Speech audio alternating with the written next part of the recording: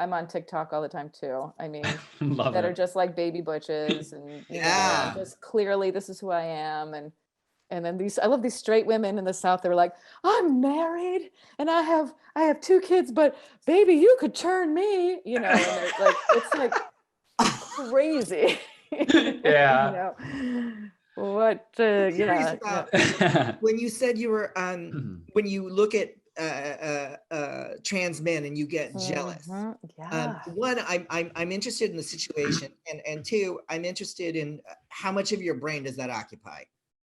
Sometimes it occupied, that's a great question. That is a good question. And I'm so glad I've got a psychotherapist right there. Maybe you can help me. Isn't this a fun show? No, when I talked to the producer, I was like, I could talk about this forever because I'm so on the fringe of, I'm so on the edge of it, and I'm so old to still be on the edge of it, and I still question so much. Yeah. And how much time does it take up? There was that face, that gender app thing.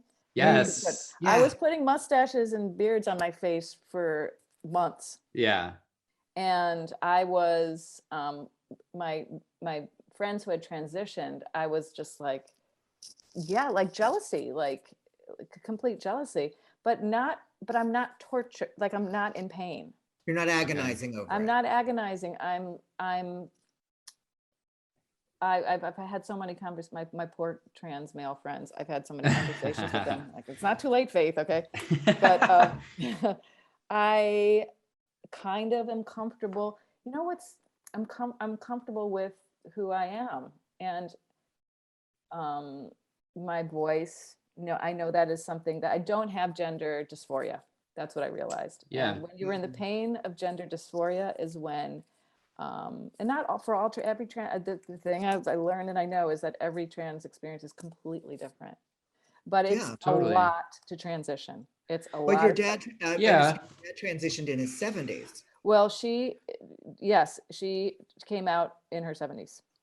Mhm. And that is a whole thing that is, you know, she's in another generation where sometimes she's like, you know, maybe I'm more like gender queer as well, like, you know. But I love that because wearing you know, she wears women's clothes, and she's very much wants to be in that presentation and wants to be in that identity. But I love the way that you're describing kind of all of this, even your own experience with it, because it just sounds like there's this constant kind of check-in with yourself and a healthy curiosity. And like, you don't necessarily need to like nail certain identities down at any one given point, that there's still this kind of just like openness. And I think it's just typical for us as human beings. We want to have answers. And so our tendency is to just try and like finish the story. Let's like know what's happening, because it makes us feel safe. But when we have more of an evolved approach where we know we don't have to be there in order to be finished or in order to be okay, then that gives more of that fluidity, and it allows for more openness to just like fully step into where we are and who we are. Yeah. I never thought about that, Matthew. The safety of the story, the safety of the label, the safety of this, like you said, the structure. What am I going to build this house in? Totally. And we forget that there are all different kinds of structures.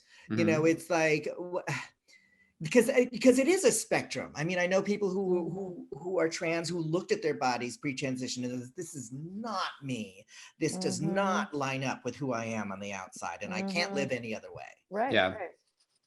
And I was like, I loved David Cassidy. And I wanted to be him. That was in my generation. And then Johnny Depp. And these boys that were just like, I just wanted to be, you know. Who are kind of like traditionally effeminate in certain ways too. Like they were very pretty, right? Boys, yeah. Right. So like kind of a little bit more in the middle than like these kind of extreme, like, you know. There's an androgyny to teen idols that fascinates me.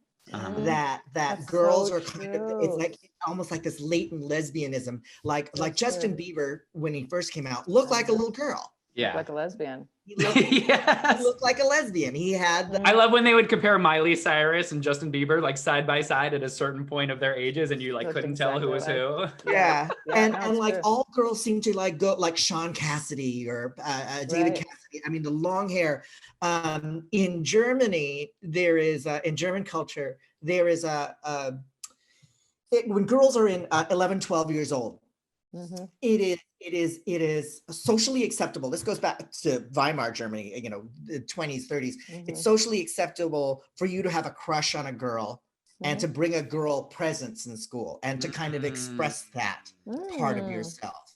And I think that how it manifests in our culture is girls fall in love with pretty boys. And it's also like lining up with all the K-pop stuff now because they're incredibly androgynous.